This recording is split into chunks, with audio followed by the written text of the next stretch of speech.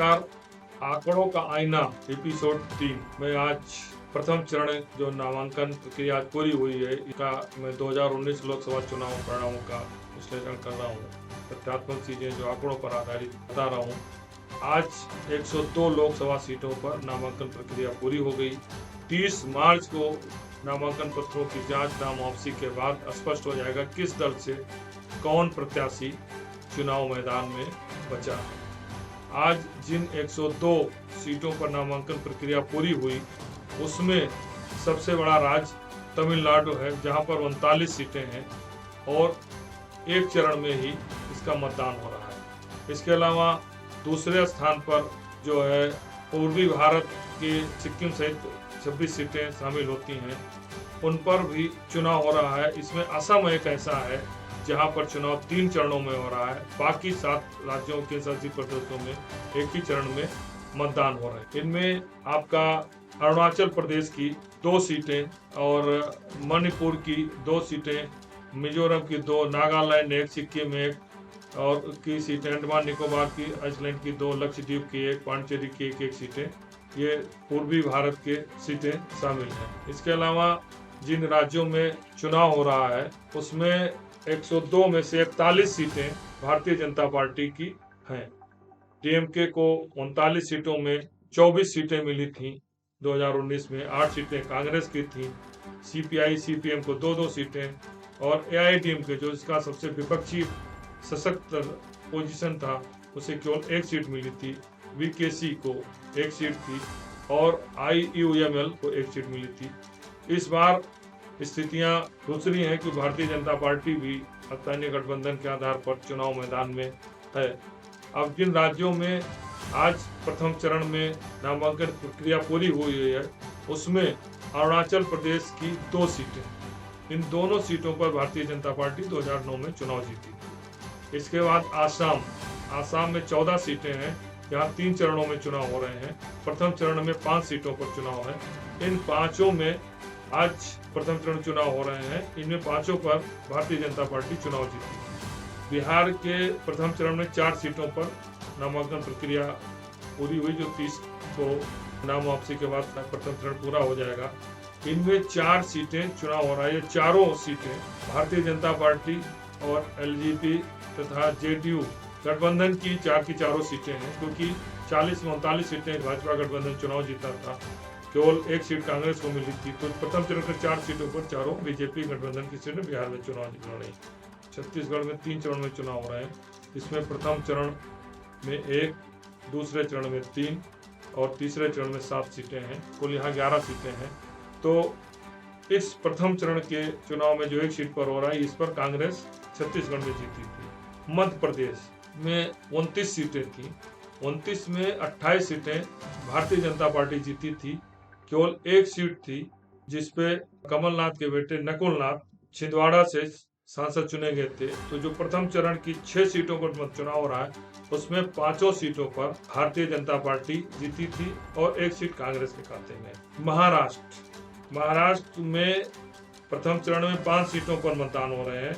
इसमें 3 सीटों पर भारतीय जनता पार्टी, 1 कांग्रेस और 1 सीट पर शिवसेना जीती थी, जिनके सांसद बंटवारे में शिंदे गुट के साथ हैं। तो इनका कहने मतलब 5 में से 4 सीटें प्रथम चरण की भाजपा के खाते में है। मणिपुर में 2 सीटें हैं, केवल 1 सीट बीजेपी और 1 स्थानीय एनपीएफ चुने गए थे। मेघालय में 2 सीटें हैं, जहां भारतीय जनता पार्टी की 1 भी सीटें मिली थी। इसमें 1 कांग्रेस जीती थी, 1 एनपीपी लोकल पार्टी है, उसके सांसद चुने गए थे। मिजोरम की 1 सीट पर एमएनएफ चुनाव जीती थी। नागालैंड में न कांग्रेस जीती थी, लोकल पार्टी है जो है NDPP, national democratic people front, चुनाव जीते थे। राजस्थान की 25 सीटों में 25 बीजेपी जीती थी, लेकिन 1 सीट गठबंधन की थी जो हनुमान बेनीवाल जीते थे। अब जिन प्रथम चरण में 12 सीटों पर चुनाव हो रहे हैं, इन 12 में से 11 सीटें भाजपा की है और 1 सीट हनुमान बेनीवाल की है, जो आज की तारीख में भाजपा के साथ नहीं है। सिक्किम की सीट पर एसकेएम लोकल पार्टी है, वो चुनी गई थी। न बीजेपी थी न कांग्रेस। तमिलनाडु की 39 सीटों पर डीएमके सर्वाधिक 24 सीटें, कांग्रेस 8 सीटें, सीपीआई सीपीएम 2 सीटें, एआईडीएमके केवल 1 सीट जीती थी और वीसीके जो लोकल पार्टी है आईयूएमएल एक सीट चुनाव जीती थी। भारतीय जनता पार्टी को कोई भी सीट नहीं मिली थी। अब त्रिपुरा 2 सीटें थी, दोनों भाजपा जीती थी। प्रथम चरण में 1 सीट पर चुनाव हो रहे हैं। सबसे बड़े उत्तर प्रदेश जहां 7 चरणों में चुनाव हो रहे हैं। इन 7 चरणों में प्रथम चरण में 8 सीटों पर मतदान 19 अप्रैल को होगा। प्रथम चरण में 8 सीटों में 2019 में सपा बसपा गठबंधन में 5 सीटें विपक्ष में थी, मतलब 3 सीटें बीएसपी, 2 एसपी और 3 बीजेपी जीती थी। इस बार जबकि 2014 में इन 8 सीटों पर भारतीय जनता पार्टी चुनाव जीती थी। प्रथम चरण के मतदान में पश्चिम उत्तर प्रदेश की सीटों पर क्या समीकरण होगा, ये तो परिणाम आने के बाद पता चलेगा कि 2014 का रिकॉर्ड भाजपा दोहराएगी या 2019 की तरह विपक्ष सफल होगा। इस बार समीकरण भी अलग है क्योंकि समाजवादी पार्टी और कांग्रेस का समझौता है, भारतीय जनता पार्टी जयंत चौधरी का है और बीएसपी अकेले चुनाव लड़ रही है। उत्तराखंड की 5 लोकसभा सीटों पर 2019 में भारतीय जनता पार्टी जीती थी। इस बार भी 5 सीटों पर प्रथम चरण में ही मतदान हो रहे हैं। पश्चिम बंगाल के जिन 3 सीटों को प्रथम चरण में मतदान हो रहे हैं, इन तीनों पर ये भारतीय जनता पार्टी के प्रभाव वाले क्षेत्र हैं, जिसमें कोच बिहार, अलीपुरदास और जलपाईगुड़ी, ये तीनों भाजपा के प्रभाव वाले क्षेत्र हैं। तीनों पर भाजपा के सांसद चुने गए थे। यहाँ पर 7 चरणों में मतदान हो रहे हैं। अब जम्मू एंड कश्मीर में भी उधमपुर में 1 सीट पर मतदान हो रहे हैं। यहाँ भी 5 चरणों में मतदान हो रहे हैं। 1 सीट पर जो भारतीय जनता पार्टी यहाँ से चुनाव जीती थी। लक्षद्वीप यहाँ पर एनसीपी जीती थी और पांडिचेरी में 1 ही सीट थी, यहाँ से कांग्रेस चुनाव जीती थी। इस तरह से 102 सीटों का यहाँ आज नामांकन प्रक्रिया पूरी हुई है। नाम वापसी के बाद 30 तारीख को स्पष्ट होगा प्रत्याशी कौन है। मतदान 19 अप्रैल को होगा।